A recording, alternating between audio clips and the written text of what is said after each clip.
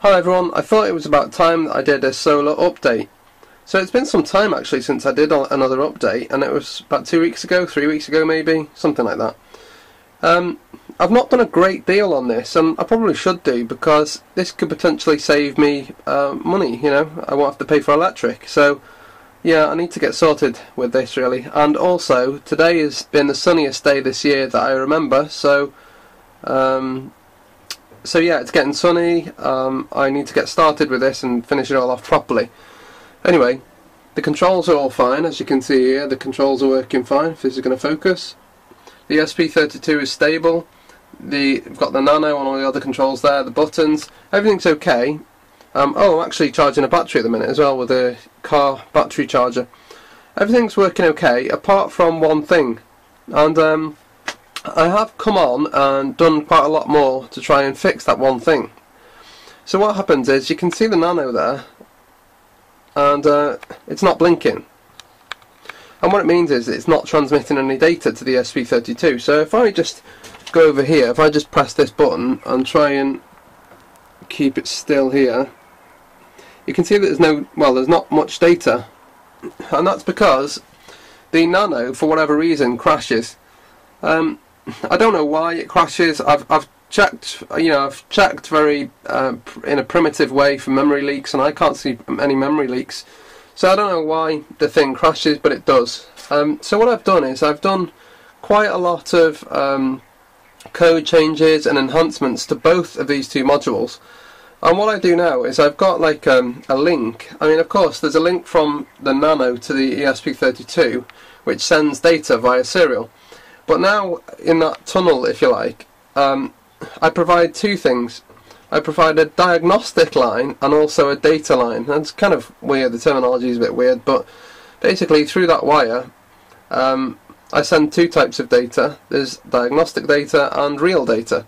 And the diagnostic data that comes from the nano goes to the ESP32, and the ESP32 spits that data out via serial, and it also sends it to my server. And there's a service on the server which gets the data and does whatever it needs to do. And it actually emails me now as well, so if there's a problem, the ESP32 will send a message to my server, and my server will email me saying, oh, there's a problem.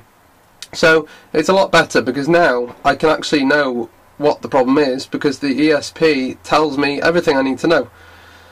So yeah, I'm now able to know exactly when the nano has a problem, because what I do is I have a timeout. So if it doesn't receive data every second or whatever it is for 15 seconds, the SP32 sends a message to my server and says, oh, I've not received any data from the nano, and then my server emails me and all that. So anyway, so I've been trying to sort this out. Now, the nano has actually crashed again right now, and that's why this thing's not receiving any data. So what I can do is I can reset that. But before I reset it, I'm just going to go over to my website, the solar website, and I'm just going to show you some statistics on there, or show you the website at least. Hopefully you can hear me okay, and hopefully this will work. I've never actually used this laptop before for screen recording, so I don't know if the microphone's any good or whatever. We'll see. But because I'm in the solar shed, I can't use my PC. Anyway, so on this website, I'll just go over here and you'll see that it's blanked out.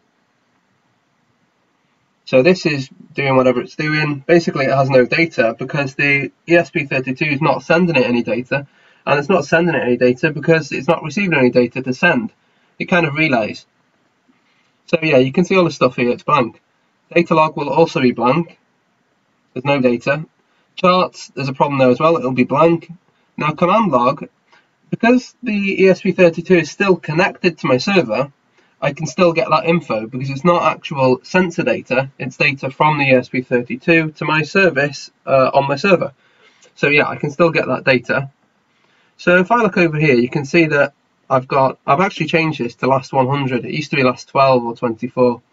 But anyway, you can see over here, the nano is saying, the ESP is saying, nano failed, nano failed, nano failed, and that's because it's detected that the nano has failed.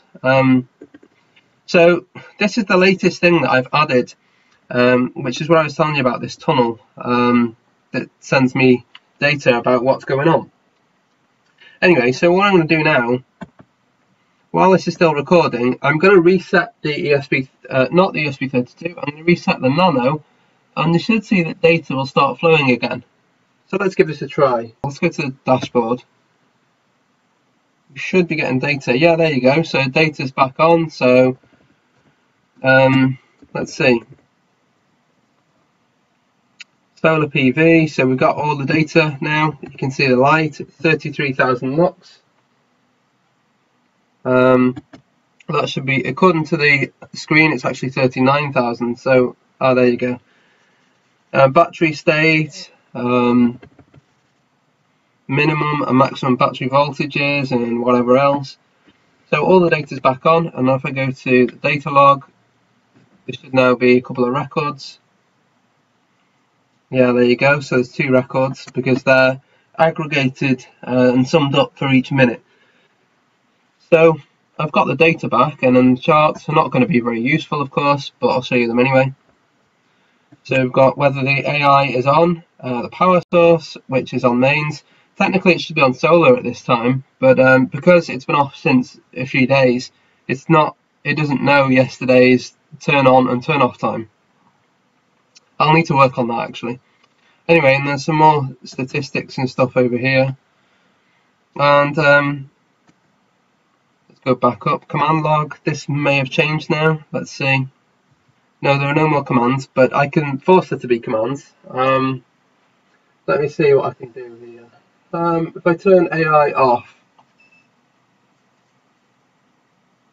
Okay, so AI is off now. So if I reset, it should be an AI command. Yeah, AI off, manual request. And now I'll turn it back on. Okay, it's back on. And now if I refresh, it should say it's back on. Yeah, and I can do anything I want with this really. I can turn it off, I can turn solar on or whatever. So yeah, I'll turn AI off again, and I'll turn solar on. So turn solar on, and I need to turn the inverter on. There we go, and I'll refresh the screen, and it says AI off. The power source is now solar, and the inverter's on. So yeah, it's quite cool. I've got really far with it, and everything's looking good. So I'll go back to solar, and you can see here solar's the AI controller is off, solar is on, and the inverter's on. So that's where we're at with solar. It's progressed quite a lot actually. So now I've added on all the error management and all that sort of stuff. I've got better diagnostics. I could still do with being able to eliminate the Nano completely and just have the ESP32. And to be able to do that, I need a way of getting RS485 to work with the ESP32, and at the moment I still have no idea how to do that. So if anyone here knows how to get the RS485 protocol and Modbus working with the ESP32, then let me know, and then I can eliminate the Nano, simplify all the code, and it will be so much better. Anyway, that's the solar update for now. Thanks for watching. Bye.